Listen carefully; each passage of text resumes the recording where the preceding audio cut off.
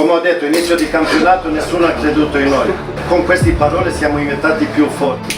Adesso fammi un favore, festeggiate come campioni perché Milano non è Milan. Italia è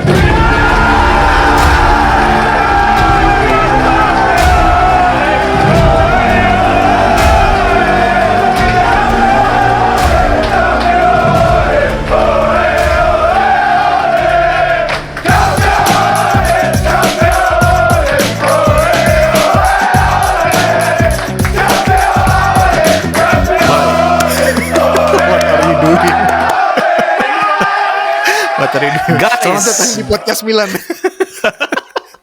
Akhirnya menunjukkan aslinya di akhir musim. Akhirnya kami menunjukkan melepas kulit ya. Jadi kulitnya udah nggak ngebungkus lagi. Enggak. Jadi Kebetulan. kelihatan muka aslinya kita kayak gimana.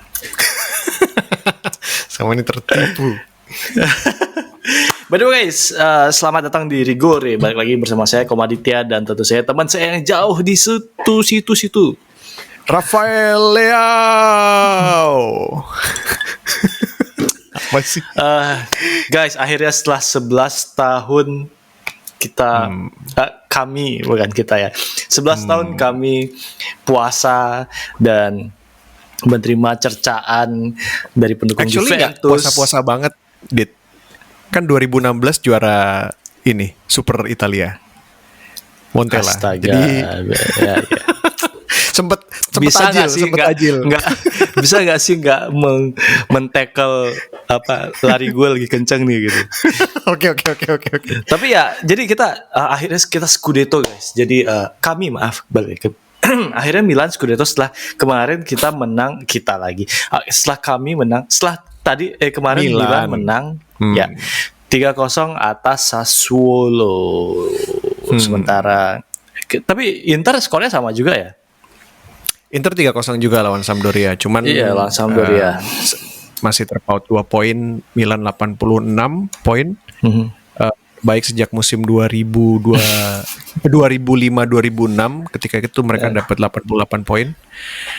Inter posisi kedua dengan 86 poin. Posisi ketiga Napoli dengan Napoli berapa sih? 79 poin. Juventus di peringkat 4 dengan 70 poin. Begitu lah endingnya. Ya, Empat jadi tim tadi yang masuk ke Liga Champions ya.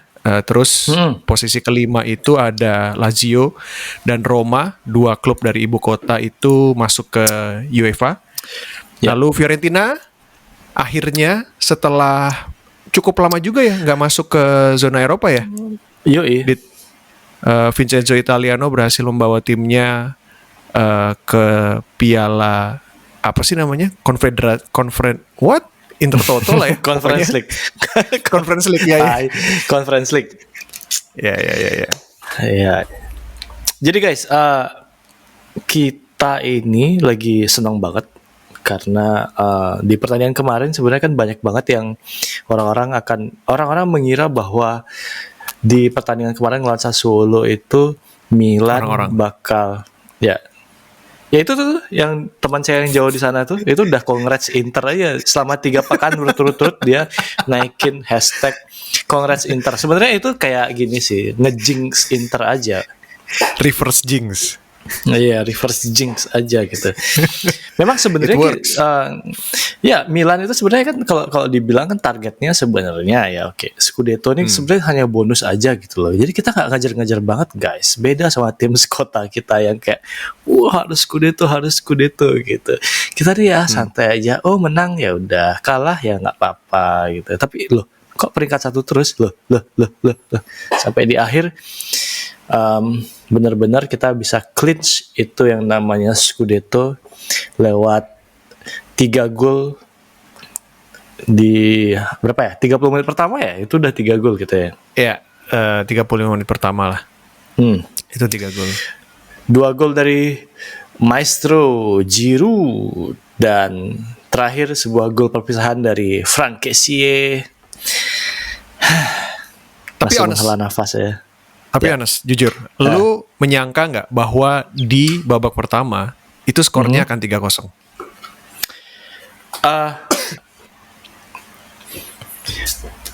Gini, secara taktik gue kaget sih. Sumpah gue kaget waktu dari menit pertama mereka langsung membombardir Sassuolo gitu ya. Ini kan kalau gue nggak menyangka sih, gue pikir Pioli akan hati-hati gitu. Tapi gue nggak tahu Pioli mau ngapain soalnya. Jadi kayak ngelawan Sassuolo itu kita udah beberapa kali sejarahnya Milan itu selalu keok sama Sassuolo gitu. Karena seringkali mereka bermain terlalu hati-hati dan membiarkan Sassuolo bawa bola gitu. Tapi kemarin mereka benar-benar kayak tim yang pengen juara banget loh. Jadi lu kayak 10 menit pertama tuh loh, gila, ini nih bukan Milan yang gue lihat selama ini gitu. Bener-bener kayak kebakar banget, kayak wow, ayo, kayak bener-bener ayo kita harus menang nih. Jadi dari 10 menit 20 menit pertama tuh kayak anjing, ini kalau ngelawan Liverpool kayaknya masih bisa menang deh. Gue gak menyangka sih mereka akan membombardir kayak sedemikian rupa gitu, karena kan ya lihatlah lini depannya Sassuolo, Scamacca, Fratesi, Scamacca nyamar jadi Machine Gun Kelly lagi kan. Iya, anjir, gue ini apa lagi, kenapa rambutnya kenapa Machine Gun Kelly jadi strikernya Sassuolo. Aneh bener, gue liat kayak ini kok kayak nggak takut gitu loh. Jadi mungkin memang kayak gitu, ya udah, mungkin mereka kayak tim talknya sebelum match mungkin udah, ya udah kita bombardir aja, kalau kebobolan ya udah kita bombardir lagi, kalau kebobolan ya udah, kan nothing tulus banget kan gitu kan. Kalaupun kita kalah sama Sassuolo ya udah gitu, mau apa lagi kan gitu. Tapi kalau kita bisa menang, kita bisa menangin Scudetto guys, mungkin kayak gitu ya. Kalau menurut lo gimana? I think di luar sana juga banyak fans Milan yang udah bersiap untuk pertandingan 90 menit itu deg-degan gitu ya. Maksudnya kayak mereka kayak berpikir bahwa anjir nih 90 menit kayaknya akan kosong-kosong, lalu deg-degannya akan sampai 90 plus 4 atau 90 plus 6 karena pertandingan itu keras banget gitu ya. I think itu yang buat fans Milan yang mengalami yang menyaksikan dengan mata kepala sendiri pertandingannya Berardi melawan Milan, dia ngegolin 4 kali itu, traumanya masih terlalu besar sih dia kan. Mungkin termasuk gue juga gitu. Cuman bener yang lo bilang tadi bahwa nggak ada pilihan lain sih gitu. Menurut gue mereka nggak datang untuk seri gitu ya. Menurut gue mereka sama sekali nggak datang untuk seri. Mereka tahu bahwa Sassuolo itu suka banget possession football. Terus suka mainin bola cepet juga gitu kan. I think yang membedakan dengan leg pertama waktu di San Siro adalah kalau lo lihat dari 3 golnya Sassuolo itu semuanya bola rebut di lapangannya Sassuolo kan gitu kan. Itu karena pressingnya gila banget sih gitu kan. Jadi ketika kalau lu perhatikan ketika pemain tengahnya Sassuolo ngedrop ke belakang untuk jemput bola, itu Tonali langsung udah nyamperin juga gitu ya. Jadi I think kalau ada yang bilang bahwa golnya hoki semua gitu, ya itu karena di press gitu kan, karena di pressnya bagus banget. Jadi strateginya di situ gitu kan. Dan Sassuolo memang kayaknya Pioli cukup tahu bahwa Sassuolo akan menyisakan ruang yang cukup lebar di tengah ketika barisan belakangnya di press gitu. Ini yang di luar perkiraan gue sih gitu kan. Gue pikir bakal akan struggle, apalagi Sassuolo main di kandang. Tapi mungkin karena 18.000 penonton dari 24.000 penonton itu fans Milan itu mungkin yang jadi faktor pembeda juga ya gitu. Tapi gue agree bahwa tim talknya gue yakin udah di set sedemikian rupa sehingga mereka emang nggak mentargetkan seri gitu kan. Mereka mentargetkan menang gitu. Jadi justru yang under pressure malah terlihat Inter, karena di babak pertama mereka 0-0 ya kan gitu. Cuman di early banget babak kedua mereka bisa ngegolin gitu. So even gue baru bisa nge-tweet kayaknya Scudetto nih itu menit ke 80 sih. Kayaknya beneran nih Scudetto. Gitu jadi. Iya maksudnya ya yang kayak gue bilang tadi itu juga kayak anjir ini emang memang yang kayak lu bilang memang kayak kita tidak datang buat ini buat seri gitu karena begitu udah mikirin seri nggak ada ruang lagi buat Sassuolo buat Milan ngapa-ngapain gitu. Kalau begitu udah mereka main possession football dari pertama gitu, gue pikir itu udah kalah sih. Begitu mereka main, misalnya mereka main possession football dari pertama kali gitu, itu udah kalah banget sih. Jadi begitu kick off, langsung pressing. Ini pressing yang sama yang gue lihat waktu ngelawan Lazio di leg pertama tapi yang kita nggak mainnya cukup direct nyangka. Yang kita nggak nyangka bahwa mereka bisa menang lawan Lazio itu. Ini sistem pressing yang sama yang gue lihat waktu ngelawan Lazio itu. Dan mungkin memang taktik ini yang memang paling pas untuk match kemarin gitu. Kalau nggak ya udah gue udah kayak Scudetto bisa imbang itu keajaiban sih kalau menurut gue kalau misalnya di awal-awal mereka main possession. Yap.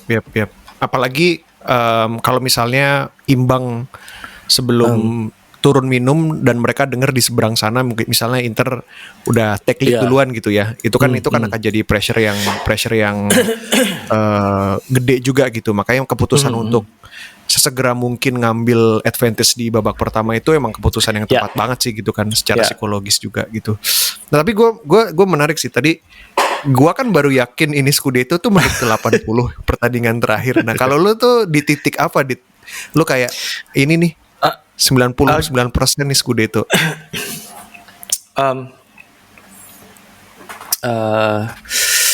Gue itu kayaknya di gol keduanya Giroud sih. Nggak jauh-jauh dong lu dari gue kalau gitu. Berarti bukan pertandingan sebelumnya dong. Oh ini maksud lu di pertandingan ini atau yang kemarin? Ya makanya lu berani define bahwa Scudetto nih gitu. Itu di pertandingan itu atau sebelum-sebelumnya kan ada yang bilang kayak pas menang lawan Lazio gitu atau misalnya pas menang lawan Atalanta misalnya gitu kan atau pas menang lawan Verona gitu kan. Enggak, gue ini waktu lawan Lazio. Golnya Tonali lawan Lazio. Ya, golnya Tonali waktu lawan Lazio itu buat gue sih itu udah tanda-tanda sih, tanda-tanda buat Milan mental juaranya udah berasa gitu, karena mereka bener-bener ngepress bener-bener di match itu comeback kan, jadi mereka bener-bener kayak ini nih bisa loh gitu. Jadi kayak benar-benar kayak kita bisa nih gitu. Kita bisa.com gitu. Jadi di situ gue ngerasa kayak ini ada harapan kayak 80% 85% kita bakal Scudetto. Tapi di situ gue merasa kayak yakin bisa Scudetto. Menurut lo kalau tim Milan ini yang main 6 pertandingan terakhir itu bermain dengan cara yang sama ketika mereka ada di kualifikasi Liga Champions di grup stage, hasilnya akan beda nggak?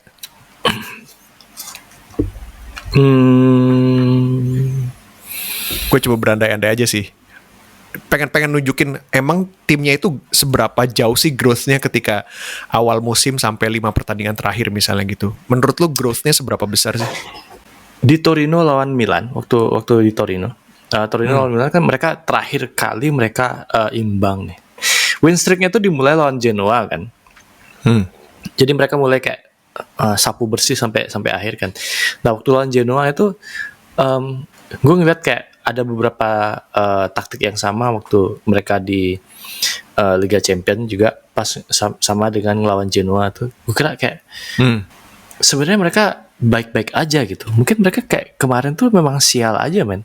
Gue pikir emang kayak sial aja. Is it? Imbang. Waktu lawan Liverpool, gue nggak pengen bilang itu wasit ya, tapi berasa banget. Apalagi waktu lawan Atletico Madrid. Kalau lawan Atletico gue sepakat sih. Cuman kalau lawan Liverpool memang dari 2 pertandingan tandang kandang kerasa beda kelasnya sah menurut gue gitu. I think ketika dihadapkan sama tim yang udah punya mental juara, udah champions lah ya gitu kan, ibaratnya itu udah champions, sudah juara, itu masih terlihat beda. Enggak, pertanyaan gue tuh maksudnya lebih justru kalau dari sisi gue edit ya, gue kayak ngelihat 2 tim yang berbeda sih di kualifikasi Liga Champions dengan di 5 pertandingan terakhir gitu ya. I mean dari sisi taktik itu lebih gue mau bilangnya lebih dynamic lah ya, lebih dynamic dalam artian lu nggak terbatas sama posisi gitu kan. Kita lihat Theo sama Calabria, kita tahu, kita udah bahas mereka mengisi lapangan tengah gitu kan. Itu yang gue nggak lihat di kualifikasi Liga Champions gitu kan. Either karena pressure-nya besar banget gitu kan, atau memang pada saat itu timnya belum kohesif juga gitu ya. Enggak, kalau gue lihat itu ini kayak event yang berbeda gitu, Sen. Kayak Champions League tuh bukan kayak ya mungkin mereka memperlakukan Champions League itu sama kayak Serie A gitu ya. Sebenarnya kan kalau Champions League itu ke sprint man gitu. Kalau Liga Serie A itu maraton gitu. Jadi mereka harus main bener. Ya maksudnya kayak di 5 pertandingan terakhir mungkin baru mereka ritme dari satu pertandingan ke pertandingan lainnya harus di set banget gitu ya. Ya, sementara kalau di Champions League itu kayak lu bener-bener sekarang nggak menang, you're done gitu. One match. Betul. You're kayak done gitu. knockout ya. Iya. Walaupun mereka di grup itu sih ya knockout juga gitu. Apalagi mereka underdog di situ. Minimal memang harus punya taktik yang berbeda. Apalagi mereka ngelawan tim dari culture sepak bola yang berbeda gitu ya. Liverpool, Atletico Madrid, satu lagi apa sih? Lupa. Porto apalagi. Porto tuh kayak orang-orang kayak nggak tahu kayak gimana mainnya Porto gitu. Maksudnya kayak Liga Portugal gitu kan, dan maksudnya kayak scout itu kayak nggak banyak gitu ngeliatin ke situ gitu. Atau mungkin apalah gitu. Tapi begitu mereka Liverpool, gara-gara Luis Diaz sih menurut gue. Luis Diaz end up akhirnya di Liverpool kan. Anjing, emang Luis Diaz itu gila emang. Gue kayak ini kayak waktu Liverpool beli Sadio Mane gitu, langsung making difference gitu kan. Anjir, sumpah. Ini scoutingnya Liverpool nih kayak kalau misalnya masuk Milan kayak oke juga. Tapi ya gitulah. Jadi maksudnya mungkin nanti Milan di Champions League ya, selain mungkin memang harus spending, selain itu memang harus punya taktik tersendiri. Mainnya tuh harus beda gitu sama di Serie A, karena di Serie A kan mereka ngelawan tim yang mereka udah biasa, mereka udah tahu ini kayak gini. Oh sekarang kayak gini. Mereka udah hafal lah gitu, karena itu kan kayak makanan sehari-hari lah gitu, kayak sarapan gitu kan. Oh ini Sassuolo mainnya kayak gini, kita tinggal ganti ke gini, kita pakai plan A aja gitu. Oh Genoa mainnya kayak gini, oh kita pakai plan B. Oh Inter kayak gini, kita pakai plan C.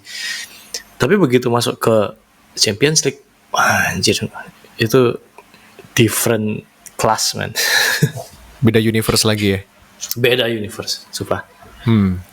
Nah, terus kalau menurut lo apa yang kunci suksesnya mereka di mana sih?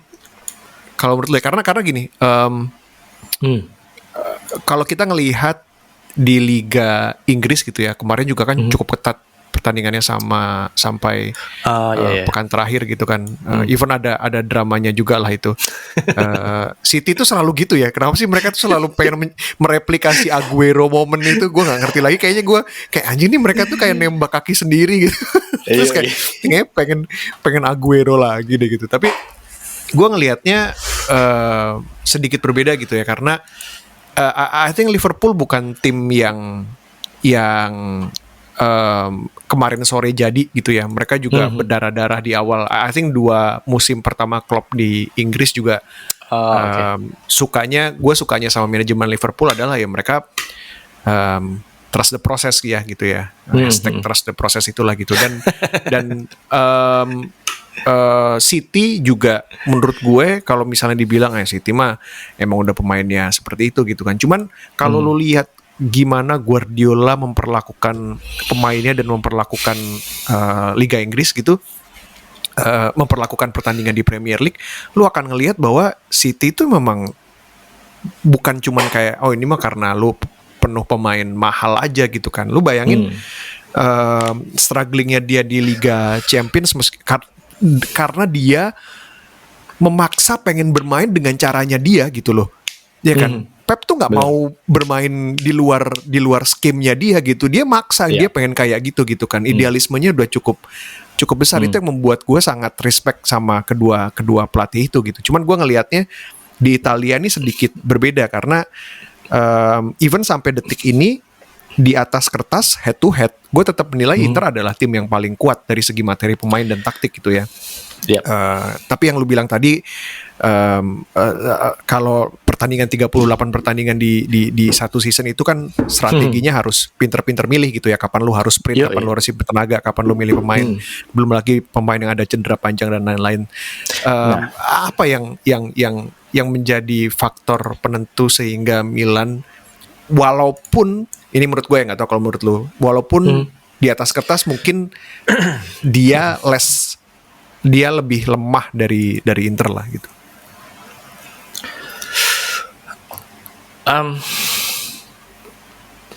Kalau dari segi statistik, gue pikir memang inilah kenapa gue bilang Milan itu player of the season-nya harusnya Maignan. Karena selain Maignan, kita punya Tomori sama Kalulu yang memang kayak mereka tuh outstanding banget di musim ini gitu. Kita menang, kita Scudetto karena defense kita tuh jauh maksudnya di atas kertas memang kayak tai mungkin ya, kayak siapa sih Kalulu ini gitu. Tomori apalagi buangan Chelsea gitu kan. Tapi Kalulu tuh belum pernah main profesional sebelum dia main buat Milan loh. Itu yang paling gila sih menurut gue sih. Itu makanya kayak, tapi memang defense Milan ini benar-benar kayak ngasih jaminan bahwa the rest of the team bisa menyerang dengan santai gitu, bisa menyerang dengan kayak mereka tinggal cari tanggung jawab mereka buat mencetak gol gitu. Kalulu sama Tomori dan Maignan terutama, gue pikir memang sebenarnya kunci banget untuk bisa bikin Milan tetap tidak kebobolan. Ini makanya kayak gue bilang kayak yang kemarin, walaupun kita menang 1-0, yang bikin 1-0 itu tetap 1-0 gitu, nggak 1-1. Itu defense buat gue tuh triangle-nya di belakang tuh penting banget sih. Jadi key-nya sebenarnya di situ, key of success kalau kata orang-orang di Mola itu. Jadi kayak key of success-nya di situ gitu. Dan sambil karena kita tadi menyinggung Guardiola sama Klopp ya, jadi bedanya mungkin kayak mungkin kita bisa lihat City sama Milan itu, walaupun mungkin kayak quality of the player tuh kayak beda jauh gitu ya, tapi progress dari satu player, lu lihat sekarang Cancelo tuh kayak apa gitu. Inilah yang gue suka banget dari Guardiola. Selain dia master of tactician gitu ya, dia itu mendevelop seorang pemain tuh benar-benar kayak into another level gitu. Cancelo tuh dibuang sama Juventus ke Valencia, terus diambil. Sekarang jadi kayak the best attacking midfielder. Kalau gue lihat, walaupun dia posisinya left back, tapi dia the best. Kayak dari gue baca kemarin apa ya, FBref kayak yang ngasih tahu itu. Ini dia punya statistik yang dimiliki sama sama attacking midfielder gitu. Jadi kayak kemarin tuh kayak ada perdebatan, gue ada di Twitter gitu, ada perdebatan siapa sih tim player of the season dari EPL gitu kan. Ada Muhammad Salah, ada Son, ada si siapa Sterling lah gitu. Gue bilang Joao Cancelo. Karena Joao Cancelo tuh dia punya progres yang luar biasa dan bisa bikin key moment buat bikin City menang gitu.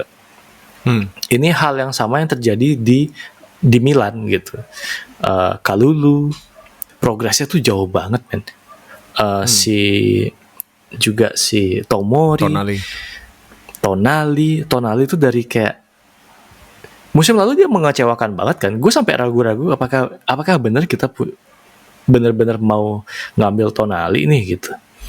Tapi di musim ini tuh kayak di awal-awal memang kayak meragukan banget men. Dia mau dimainin di mana ini? Dia mau dijadiin apa ini gitu.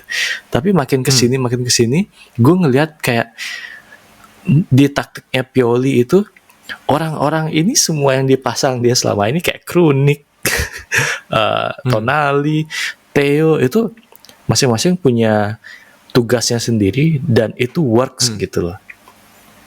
Dan Leao yang tadinya benar-benar kayak gue kan kemarin ada perbincangan bahwa dia tuh kayaknya nggak kontraknya nggak diperbaruin gara-gara dia agak meragukan gitu kan. Brahim Diaz juga gitu kan, antara Leo sama Brahim Diaz tuh kayak dikritik banget kan, kayak dia nggak benar-benar bagus di final third gitu. Meskipun akhirnya Brahim Diaz agak disimpan aja lah gitu, tapi Leo ini benar-benar kayak meletak. Lu lihat dia di 5 pertandingan pertama sama di 5 pertandingan terakhir tuh ini beda men. Ini kayak dua orang yang berbeda. Di 5 pertandingan pertama tuh dia kayak Mason Greenwood gitu, kayak terus kayak di 5 pertandingan kedua tuh dia bisa kayak Cristiano Ronaldo gitu lah. Parah sih. Jadi progresnya itu yang gue lihat benar-benar beda sama Inter gitu. Inter kan kayak ini menunya ini, lu punya ini, ya udah make it works gitu.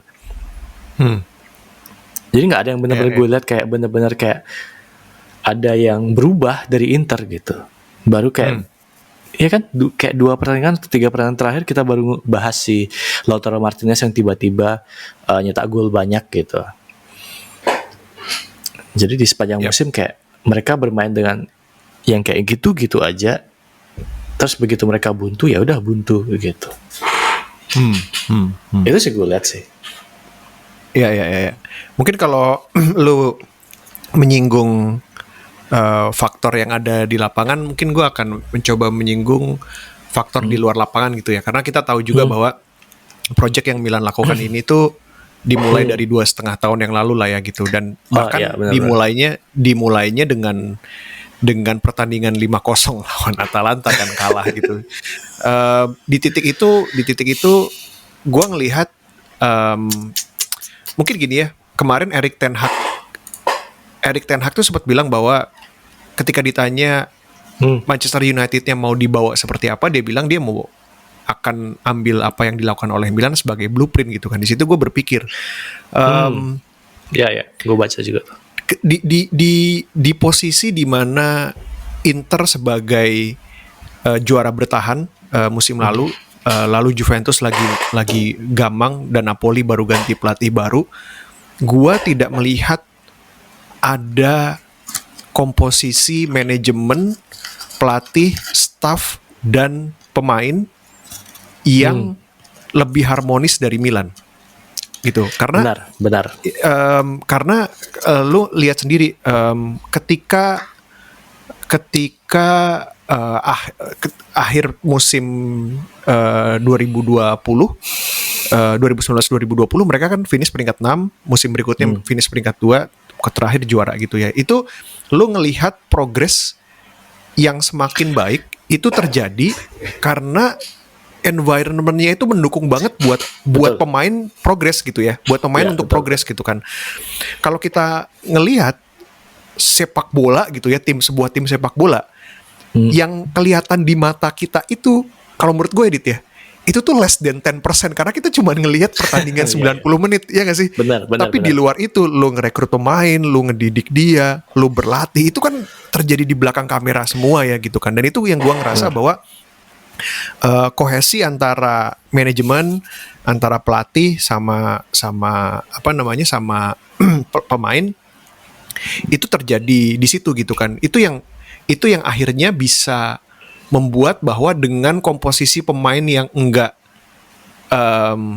high level banget gitu ya, mereka bisa akhirnya jadi tim yang juara gitu kan. Coba kalau lu lihat sebenarnya kondisi di Inter tuh juga nggak bagus-bagus banget karena ya mereka diliputi masalah keuangan, katanya kan diliputi masalah keuangan, dan fans ya terutama ya, gua ngelihat sebenarnya ketika kita finish peringkat 6, fans tuh udah mulai percaya sama apa yang sedang dilakukan oleh Maldini, Massara, Gazidis sama Pioli gitu kan. So they okay, I trust you, you do whatever you want gitu kan.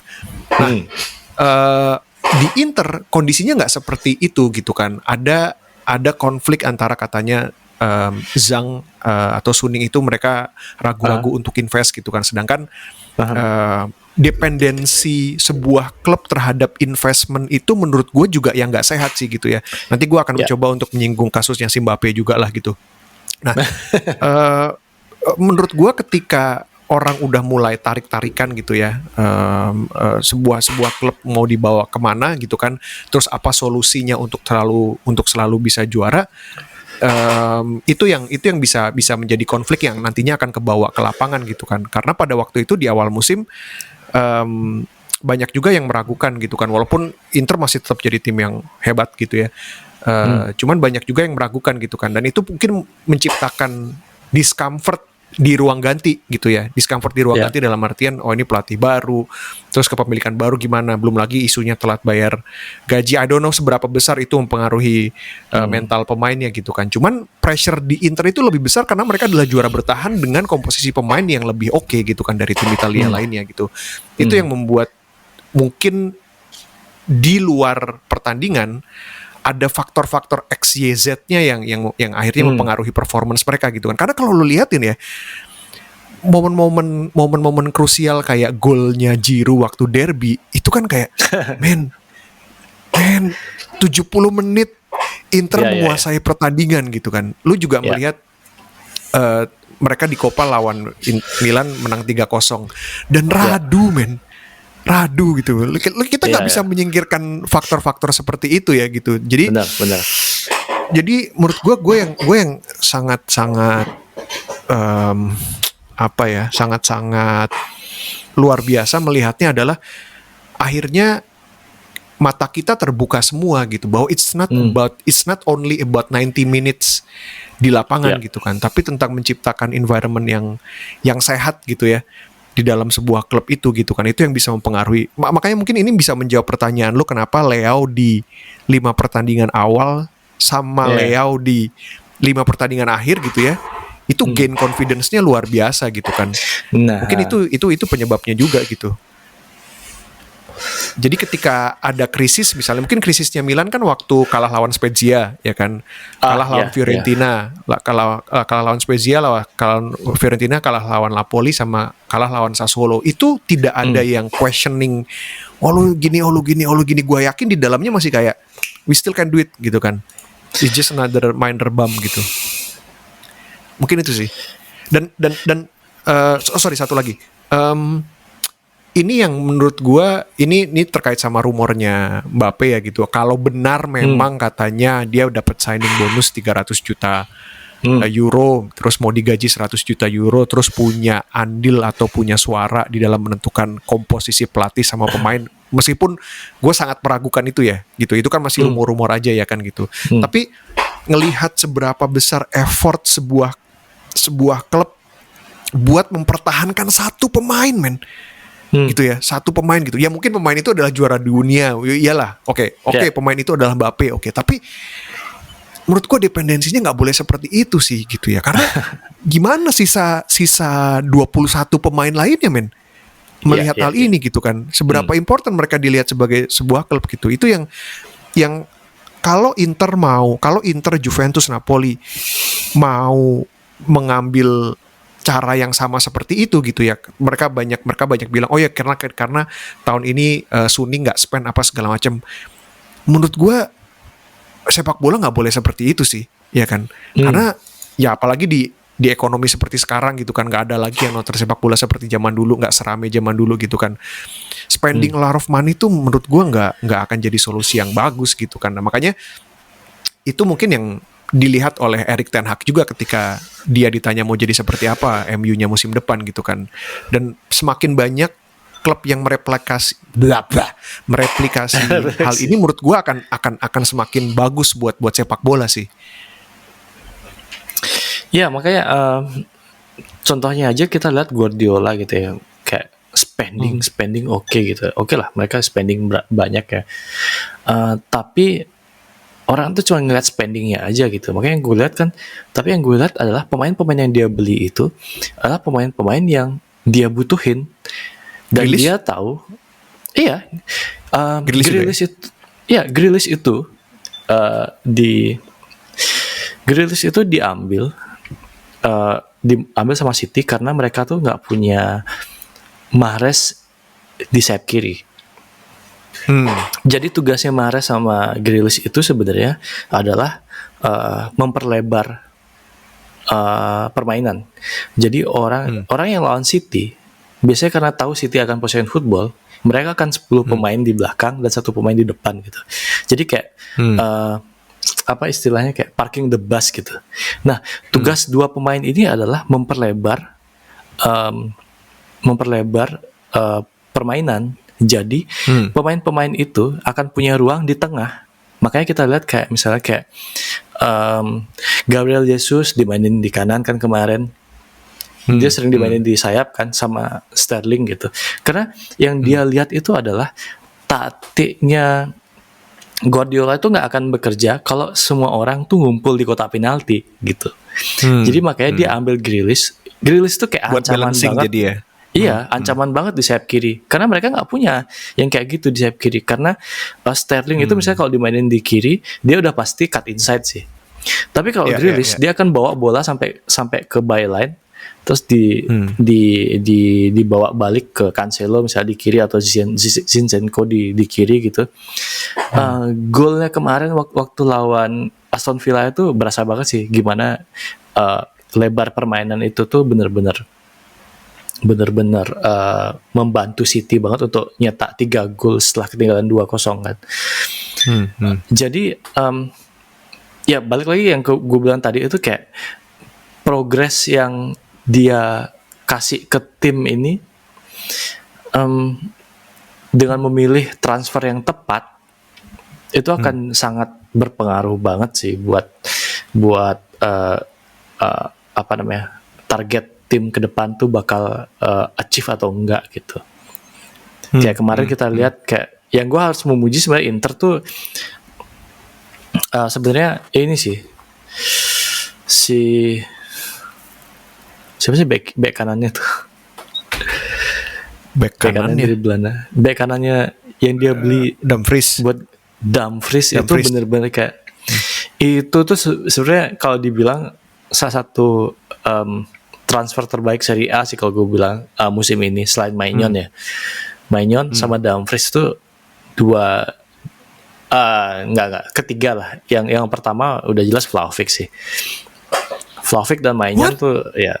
Oh iya dari Juventus ya, dari sisi Juventusnya. Ya. Iya, dari sisi Juventus ya Vlahovic tuh benar-benar kayak changing the game urgency banget gitu ya.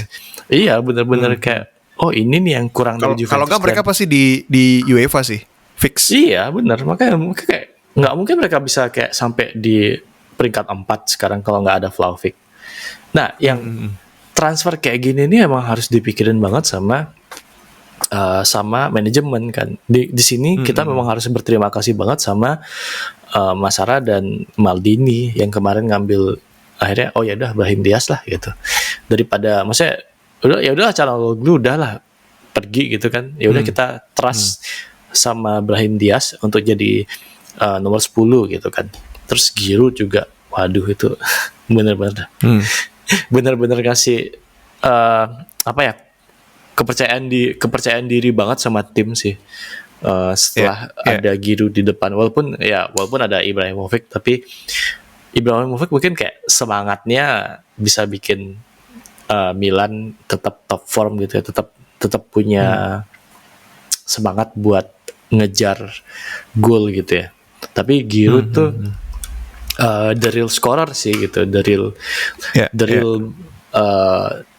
buat tim-tim lawan ya ngekelas banget. Buat tim-tim lawan mereka harus konsentrasi banget sama Giroud kan. Dan di situ terbagi konsentrasinya antara si Leao dan Saelemaekers. Orang-orang bilang kayak Saelemaekers tuh nggak ada apa-apanya, kayak kemarin bilang anjir nih orang nih bener-bener pengen banget membuktikan bahwa aku nih bukan pemain biasa. Yap. Menurut gue gue adalah orang yang terus terang ketika meskipun sejak udah dari bertahun-tahun lalu gue selalu kayak ngerasa bahwa ya udah manajemen yang tahu keputusan yang terbaik, apapun transfer policy lo ya udahlah gitu, kita lihat aja ntar gitu kan. Tapi terus terang di awal musim tuh nggak ada satupun transfer yang membuat tuh kayak comfort gitu ya kan. Even Maignan loh dit, ya kan. Ya. Even Maignan, terus Giroud gitu kan. Giroud aja terakhir di Chelsea juga bukan protagonis lah ya gitu. Makanya I think there is something yang inputnya itu sebenarnya bisa siapa aja, tapi ketika lu masuk ke tim ini, digodok di tim ini, outputnya jadi bagus gitu loh. Itu tuh kayak you can always choose any random players untuk masuk gitu kan. Kalulu, Saelemaekers, Brahim Diaz gitu, maksudnya kayak random banget kan dit, ya kan. Mungkin satu-satunya transfer yang enggak terlihat random di mata gue adalah Tonali doang pada waktu itu, ya kan. Which turns out sebenarnya musim pertamanya nggak begitu bagus gitu kan. Tapi itu satu-satunya transfer yang menurut gue secara logika gue masuk gitu loh. Tapi lain-lainnya kayak oke, gitu. Cuman ya gue udah males nelen ludah gue sendiri gitu. Jadi ya udah gitu kan. Nah, gue percaya aja gitu sama mereka gitu kan. Maksudnya ngedefense transfer musim ini ya gitu. Maignan apalagi. Maignan tuh 21 clean sheet di musim lalu. You're right. Jadi league record dan menang. Jadi kayak dia bawa Lille itu menang League One di musim lalu. Jadi gue pikir kayak mengganti Donnarumma dengan Maignan itu bukan. Mungkin kayak musim lalu kita nggak ngeliat itu sebuah upgrade, tapi musim ini kita ngeliat itu sebuah upgrade. Apalagi ngeliat sendiri mainnya dia kayak gimana gitu. Kita jadi bisa kayak starting the possession from goalkeeper gitu. Itu sesuatu yang dilakukan sama City gitu. City dan juga Liverpool di musim ini. Liverpool mulai main kayak mulai dari belakang gitu ya. Sementara Brahim Diaz memang kalau gue memang 50-50 sih, tapi gue yakin memang dari pilihan yang Brahim Diaz tuh sebenarnya dia agak-agak ada left winger juga gitu. Jadi di awal-awal dia main di City itu dia sebelum ke Real Madrid dia itu main di kiri gitu. Sedikit banyak gue lihat karena gue ngeliat reasoningnya itu karena Milan tuh banyak starting possessionnya tuh dari kiri sebelum datangnya Maignan. Jadi mulai dari Theo terus ke Leao, Theo lagi, Leao ya kayak gitulah. Jadi mereka banyak main di kiri gitu. Dan gue lihat mungkin masuk akal sih. Jadi begitu si Maignan Brahim Diaz datang gitu.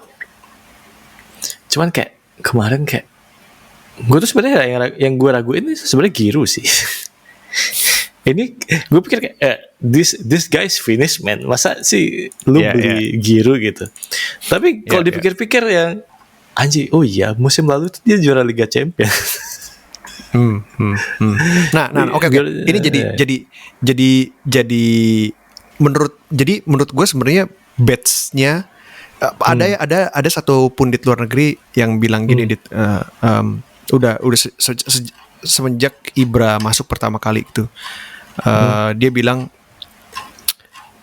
Milan ini katanya mau regenerasi, ya kan? Milan ini katanya mau regenerasi. Tapi kok malah Ibrahimovic yang dikasih kontrak gitu kan? Regenerasi dari mananya gitu? Posisi dia pada waktu itu udah 38 tahun loh gitu kan? Kier juga kan? Kier juga dipertahankan di belakang gitu. Terus habis itu Giroud juga tahun lalu masuk gitu. Nah, jadi gue pikir tadinya sepak bola itu tentang taktik aja gitu kan, tapi the presence of champions di tengah-tengah youngster ini tuh juga impactnya gede banget gitu loh, ya kan? Mereka tuh bener-bener look up ke figur-figur ini gitu ya. Mungkin ibaratnya kayak ketika kenapa Ancelotti dipilih lagi untuk datang ke Real Madrid? Menurut gue karena Ancelotti itu champions gitu. Iya. Ancelotti itu juara gitu kan. Makanya pemain akan dengerin dia gitu.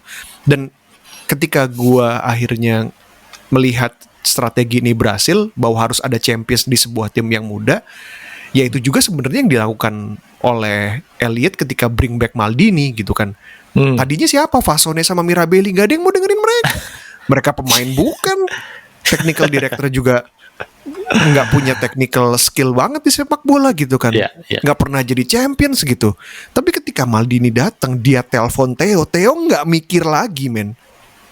Theo nggak mikir dua kali gitu. Koreksi. Maldini nggak telepon Theo. Maldini datang ke Theo. Maldini datang ke Theo. Bener. Maldini datang ke Theo untuk merekrut seorang pemain yang benar-benar dia mau banget tuh. Maldini datang. Jadi Theo lagi liburan kalau nggak salah, dia datang ke Theo cuma buat ngasih tahu, lu tuh pemain yang luar biasa, tapi lu kurang ini. Habis itu kayak coba deh, kita perlu orang kayak lu di Milan. Lu datang, dia datang beneran. Karena bener-bener kayak seorang Maldini lo datang. Lu bayangin sekarang kayak lu mau direkrut misalnya lu mau direkrut sama Grab gitu misalnya, kayak yang datang Maldini, gue perlu lu di Grab. Lu pergi langsung ke Grab sih. Iya. Makanya gue ngebayangkan kalau Fasone atau Mirabelli yang datang. Nah, ya dia lu siapa gitu. Anjir. Ya, lu siapa gitu kan. Jadi emang figur champions tuh emang penting banget. Makanya menarik nih untuk nanti ngelihat sorry gue balik lagi ke MU gitu ya.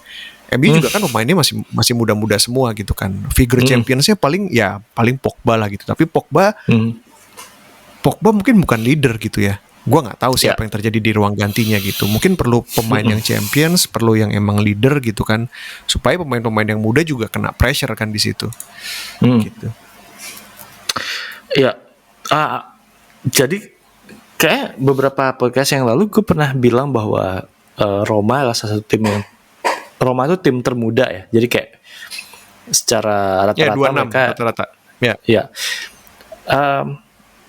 Tapi kalau misalnya kita lihat lagi kayak tadi lu bilang, ini ngapain sih Milan katanya mau regenerasi, terus datangnya si Giroud lagi, datangnya si Kier lagi, terus datangnya si Ibrahimovic.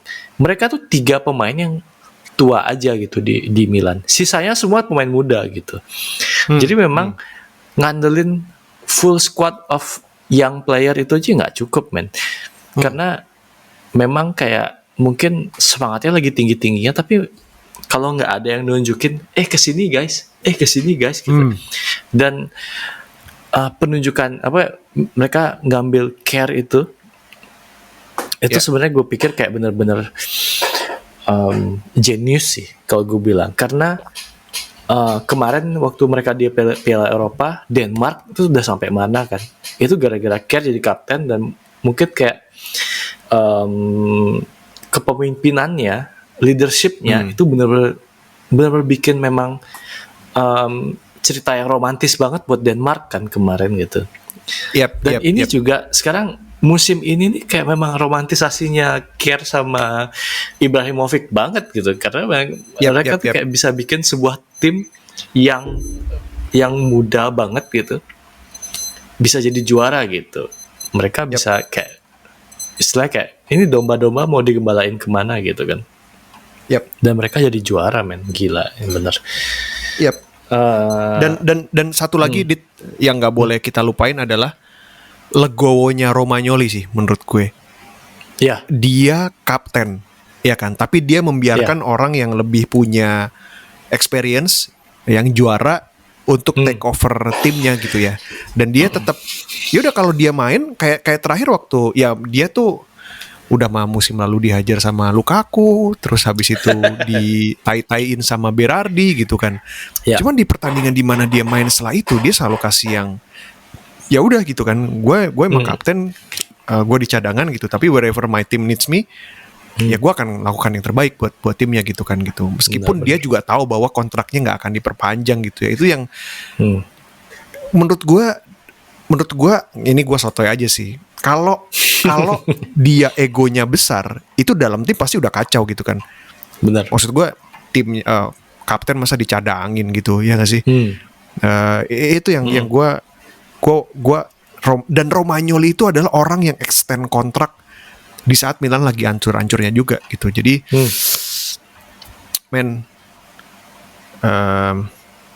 ya Romagnoli sama Kessie sih gue akan kangen sih. Ya, gue sebenarnya kalau Romagnoli sendiri gue sangat berharap besar banget semenjak dia pindah di musim keberapa ya gue lupa. Gue waktu dia dijadiin kapten gue kayak ngerasa anjir ini kita punya Alessandro Nesta yang baru gitu. Mungkin memang enggak nasib mungkin memang berkata lain gitu ya. Memang kayak dia mungkin developmentnya terhambat sama cedera dan sebagainya itu. Gue sedih sih sebenarnya kemarin waktu dia angkat piala tuh gue tuh sedih. Ini adalah orang yang gue harapin benar-benar akan jadi legenda Milan tapi dia malah ya dia defisiensi sih gitu beda. jadinya. Nasibnya beda gitu.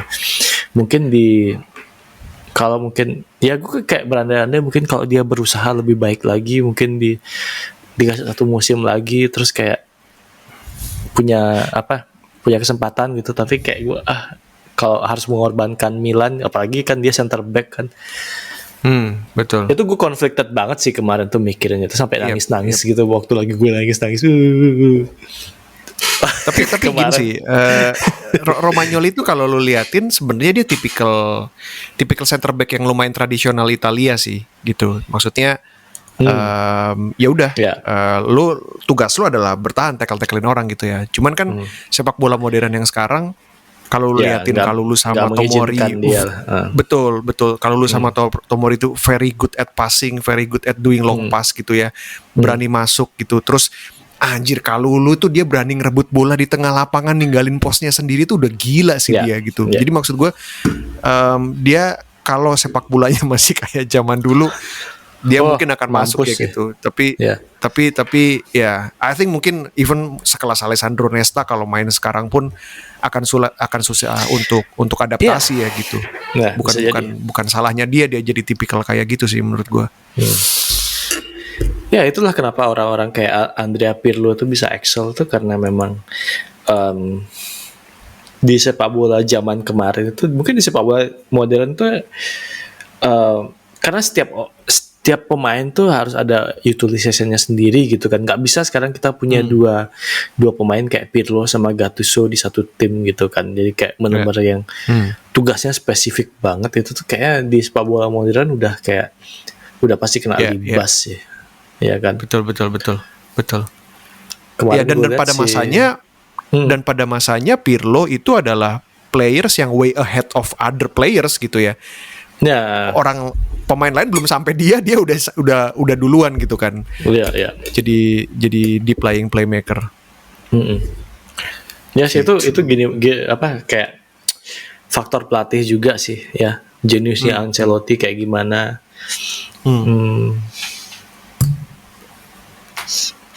Tadi gue mau apa ya? Oh ya. Kalau tadi lu udah nanya ya. Nanya apa? Di titik mana sih lu percaya Milan akan Scudetto? Lu udah nanya ya? Udah ketemu jawabannya? Iya, menit ke 80 pertandingan terakhir.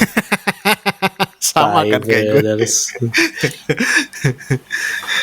Enggak, itu kan jawaban lu. Gue kan di gue di Tonali sih kemarin. Yap. Ya. Tapi gini ya, yang aneh adalah sorry satu lagi. Kita belum bahas Pioli, Dit. Kasihan banget ya kita nggak membahas player coach of the year makanya. ini. Nah makanya 5 menit terakhir. Untuk ukuran pelatih yang karirnya udah 20 plus tahun gitu ya, dan belum pernah memenangkan satu pun, gue tadi baru beberapa jam lalu dia di interview gitu ya, dia bilang kayak pelatih yang bagus itu adalah bukan pelatih yang memenangkan piala gitu, dan gue setuju gitu kan, karena kalau lu bandingin jumlah pelatih di dunia ini dengan jumlah piala yang tersedia itu kan rasionya gede banget gitu ya. Tapi pelatih yang bagus adalah pelatih yang bisa membawa timnya itu menuju objektifnya gitu kan. Jadi penting banget memang kayak tim kita objektifnya tahun ini apa ya gitu. Lu bisa bawa itu ke sana, bisa bawa timnya ke sana atau enggak gitu kan. Dan yang membuat dia spesial adalah there is no pressure, there is never a pressure to become a Scudetto gitu loh. Ya kan? Tapi dia berhasil melebihi itu gitu karena apa ya? Mungkin ya gue nggak tahu apa tuh. Kenapa tuh? Gue pikir yang lu bilang tadi, manajemen satu dan pemain. Jadi dia kan dia tuh ada di antara manajemen dan pemain. Kalau dua kutub ini percaya sama dia, gue yakin ini sebenarnya jawabannya udah ada di musim lalu, men. Milan dengan materi seperti musim lalu bisa peringkat 2 itu keajaiban, men, gitu. Materinya kayak musim lalu tuh kayak apa? Kayak tai semua, men. Terus begitu, maksudnya Pioli bisa bawa mereka ke itu karena ya seperti yang kita bahas tadi, project Milan ini kembali lagi, ini menurut gue sih Scudetto ini cuma bonus aja. Lolos ke Liga Champions itu kan memang target mereka utamanya kan memang gitu kan. Lolos ke Liga Champions mungkin selama 6 tahun ke depan atau 5 tahun ke depan. Lolos Liga Champions terus karena mereka butuh duit itu kan. Mereka butuh duit Liga Champions. Ya udah sampai mana di Liga Champions ya udah terserah, yang penting lolos gitu kan. Karena per match itu berapa ya, gue lupa. Kayak kemarin kayaknya dapat sekitar 4 juta or something itulah. Iya, pokoknya istilahnya kayak mereka kalau lolos ke 16 besar itu bawa 80 apa gitu. Gue lupa. Dan duit itu yang mereka butuhin buat rebuilding this club gitu, yang kemarin kena kasus banyak yang sangat memalukan itu. Jadi Pioli ini ada di sebuah ekosistem yang mempercayakan ke dia bahwa dia itu bisa, dan dia berhasil membuktikan itu gitu. Gue paham banget sebenarnya kalau Pioli itu kalau bisa diadu sama Klopp, misalnya jumlah plannya tuh mungkin nggak banyak gitu ya, tapi kita lihat mungkin dia belajar banyak dari kemarin waktu disikat sama Liverpool tuh kayak gimana, terus lihat dia di press sama Simeone kayak gimana, terus dia berusaha aplikasikan lagi gitu kan, karena Pioli kan nggak pernah maksudnya kemarin aja sama Inter kan, maksudnya dia tuh nggak pernah kelihatan kayak Champions League manager gitu kan. Jadi bukan orang yang kayak bukan orang yang dia ada di level Champions League gitu kan. Tapi dia mungkin belajar banyak dan manajemen sangat percaya sama dia, dan dituntun juga kan. Maldini datang ke pusat pelatihan, terus kayak diskusi sama Pioli. Oh iya, itu ini yang gue pengen ngomongin tadi. Maldini ternyata sering banget datang ke latihannya Milan. Itu yang bikin Kalulu sama Tomori kayak berusaha impress Maldini gitu. Karena nama besarnya gila kan. Maldini itu kan arguably the best defender in the world gitu.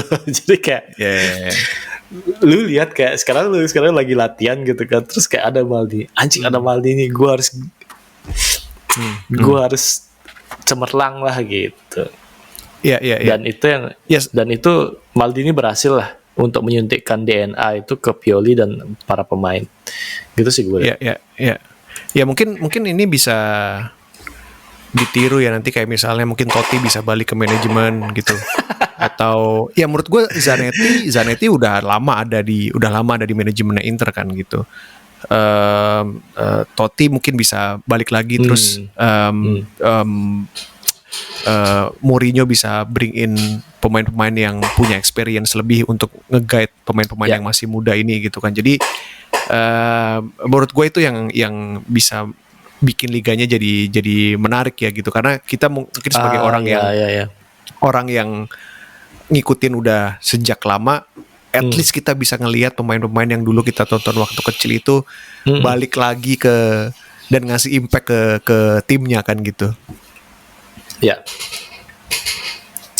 Oke, terakhir nih ya. What do you expect untuk Serie A musim depan?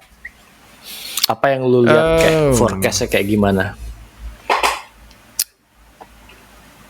Menurut gue dari sisi spending nggak akan terlalu fancy semuanya gitu. Mereka masih, ya apalagi lagi economic downturn kayak gini, inflasi lagi gede gitu ya. Menurut gue kita nggak akan ngelihat signing yang fancy dari klub gitu ya. Inter, Juve bahkan udah spending gede kemarin gitu kan. Gua nggak tahu. Menarik nanti ngelihat Allegri sebenarnya rebuild timnya seperti apa. Mereka let go Dybala juga gitu kan. Ini yang membuat gua agak sanksi Inter mau beli Dybala sih gitu. Karena gajinya gede banget. Kecuali Dybala mungkin mau nurunin gitu ya. Tapi yang gua lihat dari sisi spending mungkin nggak akan terlalu fancy.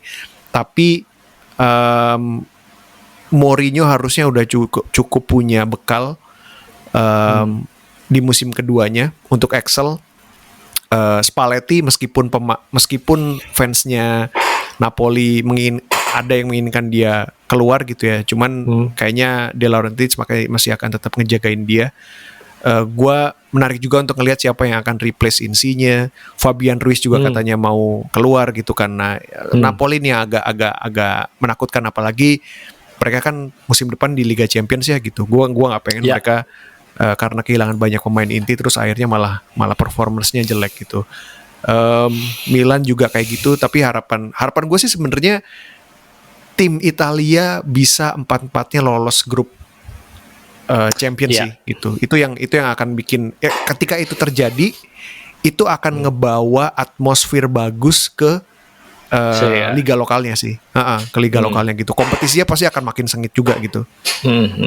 Dan Fiorentina jadi klub yang mereka berhasil membuktikan juga bahwa tanpa Vlahovic mereka survive. Ya, gitu.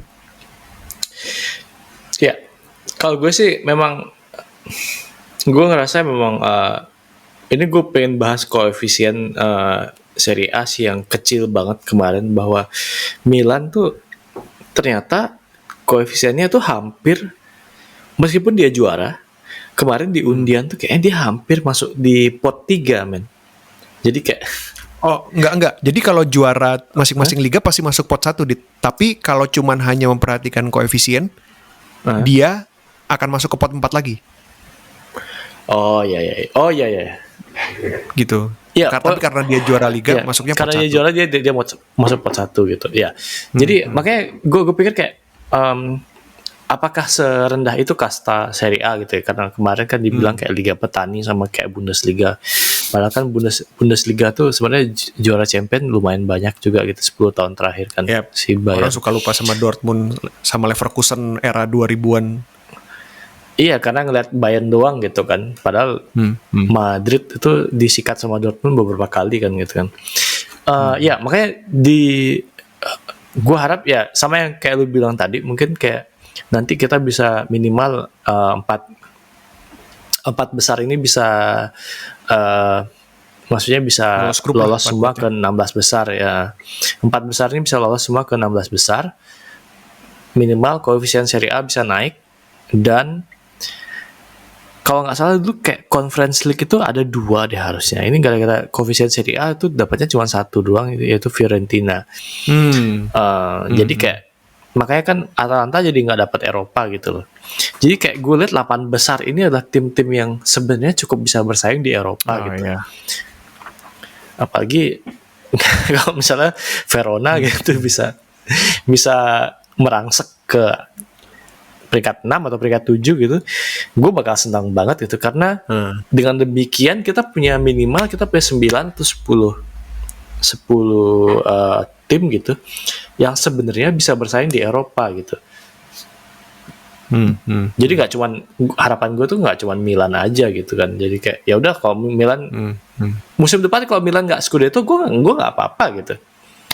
Karena yang penting masuk Liga Champion aja gitu. Seperti yang gue bilang tadi, Scudetto itu cuman bonus, tapi oke banget Scudetto gitu. Gila, gue nangis tuh kemarin tuh kayak aduh. Oh, speaking of Verona, satu hal yang aneh adalah mereka mencat Igor Tudor kan? Iya, kok aneh banget ya. Itu gue gak ngerti. Itu gue gak ngerti. Ya. Padahal mereka udah naik, mereka peringkat 9 men, dibawa sama Igor Tudor tuh peringkat 9 men. Siapa sih yang mau mereka cari gitu ya? Kalau menurut gue sih harusnya musim depan mereka tetap sama Igor Tudor, tapi belanja di center back atau apalah gitu. Center back atau left back atau CDM lah gitu. Karena berasa banget mereka lemah banget di defense. Ya. Kecuali Montipo ya. Montipo keren sih. Montipo tuh ajaib sih. Apalagi paling Roma. Gue pengen Roma masuk Liga Champion. Karena project Mourinho ini menjanjikan buat gue lihat gitu. Jadi kayak terserah lah siapa yang ini, asal bukan Milan ya terlempar dari Liga Champion, Roma bolehlah masuk ke 4 besar. Ya udah. Dan satu lagi dit. Apa? Lu satu lagi. Gue pengen ngelihat banter antar pelatih sih sebenarnya. Karena gue pengen ngelihat itu sih. Gue pengen ngelihat banter antar pelatih karena apa ya? Itu yang perlu publisitas ya. Enggak, iya. No, menurut gue ini sih. Menurut gue yang bikin satu kompetisi itu menarik karena kompetisinya tuh yang bikin Liga Inggris zaman Mourinho pertama kali Chelsea menarik karena dia akhirnya berani untuk speak up gitu ya. Disenggol sana, dia senggol sini gitu kan. Mungkin less entertaining gitu ya. Cuman it made headlines gitu ya. Ketika lu muncul di headlines terus liga lu ke expose, orang jadi pengen nonton gitu loh. Gue betul, ya bener-bener yang lu bilang tadi publisitas, betul gitu. Gue pengennya cuman kayak, oh kalau ada banter kayak gini bisa narik orang buat nonton lah nggak ya gitu. Dan sebenarnya Mourinho nggak ada lawannya jadinya. Iya, emang sih kayak tipe pelatih Italia itu ya, yang kita lihat dari pelatih Italia dari 9 besarnya yang paling vokal ya Mourinho gitu. Dan memang nggak ada yang punya personality banget di luar lapangan gitu. Iya. Minimal Allegri lah. Allegri yang paling vokal di antaranya, tapi dia kayak tipis banget juga kalau mau ngomong ya. Yang penting saya menang. Gitu doang gitu. Tapi kan kok Roma Mourinho itu kan kayak menang kalah ya udah dia bacot aja gitu. Which is sebenarnya ya benar sih, kalau tujuannya memang buat publisitas Serie A, gue pikir memang harus lebih banyak drama sih, kayak Sarri mungkin ya. Tapi cocok ya Sarri sama Mourinho, Lazio, Roma. Ya. Kalau mungkin musim depan Sarri agak lebih vokal mungkin ya. Karena kemarin dia vokal tuh blunder banget soal. Goblok. Bilang apa sih? Hah? Yang dia mana? Bilang SMS sama Luis Alberto tuh gak cocok. Oh iya. Ya jangan jelek-jelekin timnya sendiri lah. Iya jangan jelekin tim sendiri ya. Dia harusnya lebih keluar aja gitu kan. Jadi makanya gue bilang dia vokalnya kemarin blunder banget gitu. Mending dia ngomongin kemarin si Mourinho tuh sebenarnya goblok, tapi ya kayak main FIFA tuh ada DDA-nya gitu. Yap.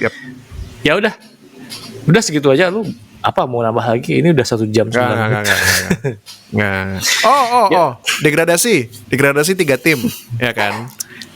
Venezia, Genoa.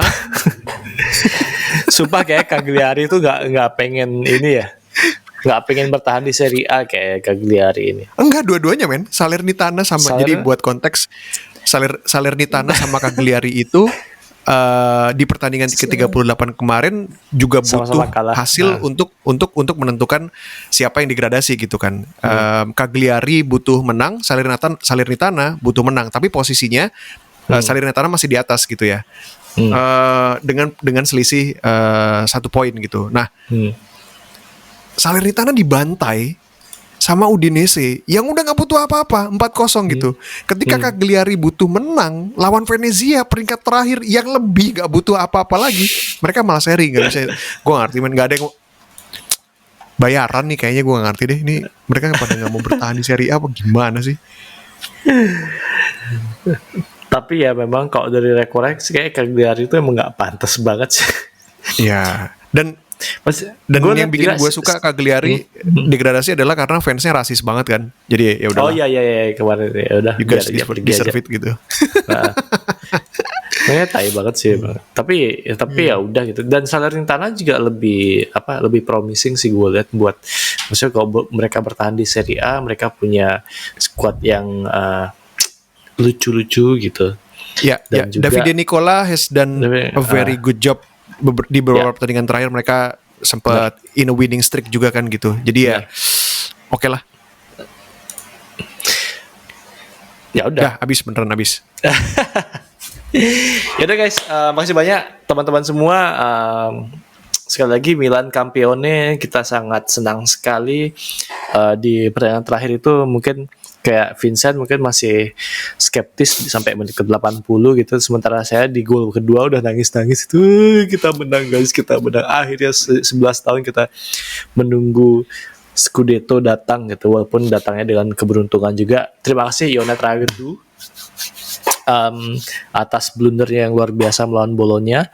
Kami benar-benar mendapuk Anda. Kayak di depan San Siro tuh harus dibikinin patungnya Radu sih. Terus apa lagi ya? Ya, berarti kita wrap up Rigore musim ini. Kita mungkin akan balik lagi minggu depan untuk bahas transfer dan berita-berita yang lucu-lucu, tapi mungkin nggak sepanjang ini.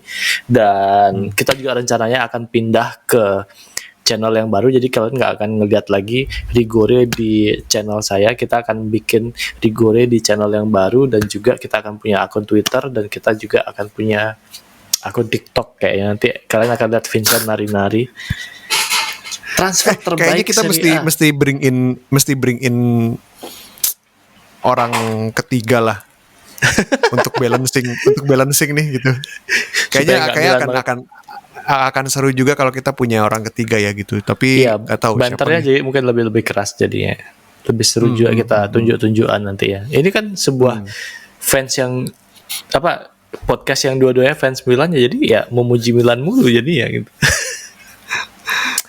Tapi ya gitu, makasih banyak teman-teman yang sering banget menyimak Rigore. Rata-rata ada 73 sampai 80 viewers, tapi ya lumayan.